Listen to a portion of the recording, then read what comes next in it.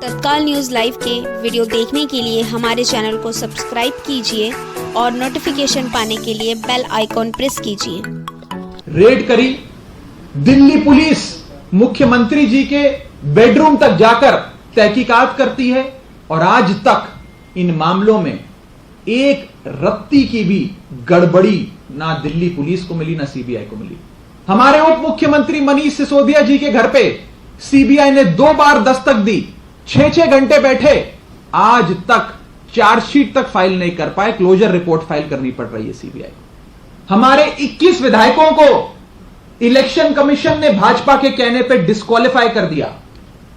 हमने जब उसे हाईकोर्ट में चैलेंज किया तो इलेक्शन कमीशन को और भाजपा को मुंह की खानी पड़ी और वो डिस्क्वालिफिकेशन सेट असाइड करी। इसी के साथ साथ हमारे 2 दर्जन विधायकों को गिरफ्तार किया गया पिछले 5 साल के विधानसभा के कार्यकाल में, 2 दर्जन विधायकों को, और सारे मामलों में हमारे विधायक कोर्ट द्वारा बाइज्जत बरी हुए और दिल्ली पुलिस को डांट, फटकार और कोर्ट की लताड़ खानी पड़ी। यह सच्चाई है।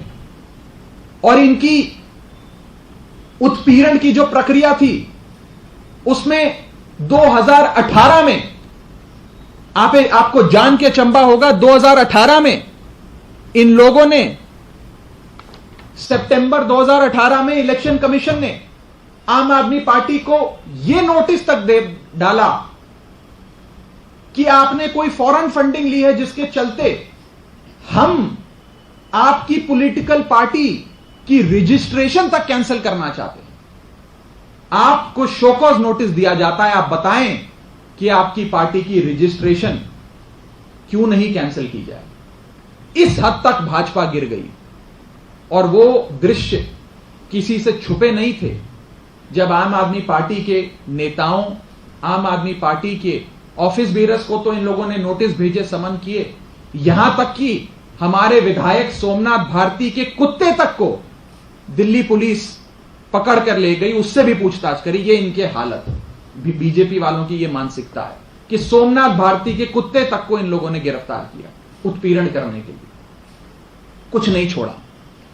आपको याद है कि आज से कुछ साल पहले दिल्ली के उपराज्यपाल नजीब जंग ने एक शुंगलू कमेटी का गठन किया था कि दिल्ली सरकार में बड़ी गड़बड़ियां हैं। दिल्ली सरकार की सारी फाइलें, 450 फाइलें उस शुंगलू कमेटी को सौंप दी और कहा यह शुंगलू कमेटी अब ये केजरीवाल सरकार के सारे सालों के कार्यकाल की जांच करेगी और ये 450 फाइलें पढ़ के पूरी रिपोर्ट बनाकर देगी। उस शुंगलू कमेटी जो राजनीति से प्रेरित थी, जो दुर्भावना से प्रेरित थी, वो भी अरविंद केजरीवाल के कार्यकाल के 450 फाइलों में एक रत्ती भर की गड़बड़ी नहीं निकाल पाई। यह है ईमानदारी की ताकत, यह है ईमानदारी की राजनीति, यह है ईमानदारी की गवर्नेंस। मैं भारतीय जनता पार्टी वालों को फिर कहना चाहूंगा कि यह गीदड़ भभकियों से डरने वाली पार्टी नहीं है। अरविंद केजरीवाल के सिपाही और आम आदमी पार्टी इस मिट्टी के नहीं बने कि इस 2 कौड़ी के ईडी नोटिस से डर जाएं। ऐसे कई नोटिस आए, कई नोटिस गए। हम तो पीले चावल लेके आपका इंतजार कर रहे हैं। आपका स्वागत है, आप लोग आए, जितनी जांच करनी है करिए, जितने खाते देखने हैं देखिए। हमें ना इन गीदड़ भभकियों से डर लगता है, बल्कि मैं तो यह कहूंगा कि एक छोटी सी गरीब पॉलिटिकल पार्टी, गरीबों की पॉलिटिकल पार्टी से अगर देश की सबसे बड़ी पॉलिटिकल पार्टी, सबसे अमीर और अमीरों की पार्टी कही जाने वाली भाजपा, अगर इस छोटी सी गरीबों की पार्टी आम आदमी पार्टी से डरती है तो हम इसे एक मेडल के तौर पे देखते हैं। भारतीय जनता पार्टी ने कोई कसर नहीं छोड़ी आम आदमी पार्टी का उत्पीड़न करने में।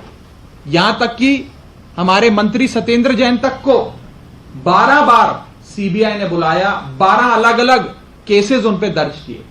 मैं बीजेपी वालों को एक हिदायत और देना चाहूंगा कि गुड गवर्नेंस करके, ईमानदारी से काम करके लोगों का दिल जीतने की कोशिश करो।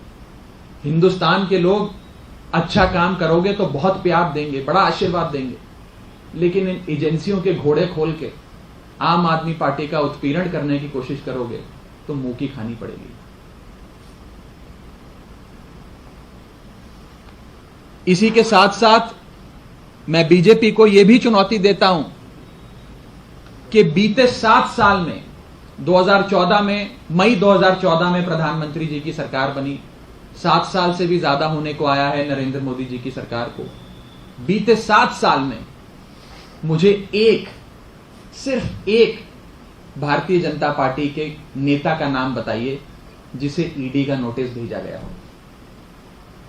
क्या कोई एक भी बीजेपी का नेता है पिछले 7 साल में जिसे इन्फोर्समेंट डायरेक्टरेट ने कभी भी शो कॉज नोटिस भेजा हो, समन्स भेजे हो, लेटर लिखी हो, चिट्ठी लिखी हो? एक भी नेता।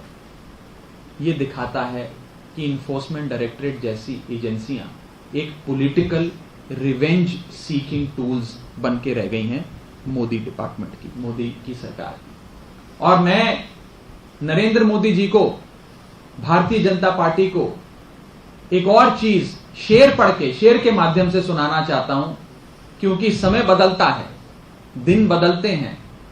ऐसा नहीं है कि एक ही पार्टी हिंदुस्तान पर राज करती रहेगी, ऐसा नहीं है कि आपकी लोकप्रियता लोगों के दिलों में सदैव रहेगी। तो इस बात पे जरूर गौर फरमाइए, ये दबदबा, ये हुकूमत, ये नशाए दौलत, ये दबदबा, ये हुकूमत, ये नशाए दौलत किराएदार हैं सब, घर बदलते रहते हैं। इतना अहंकार ठीक नहीं, आप सब किराएदार हैं।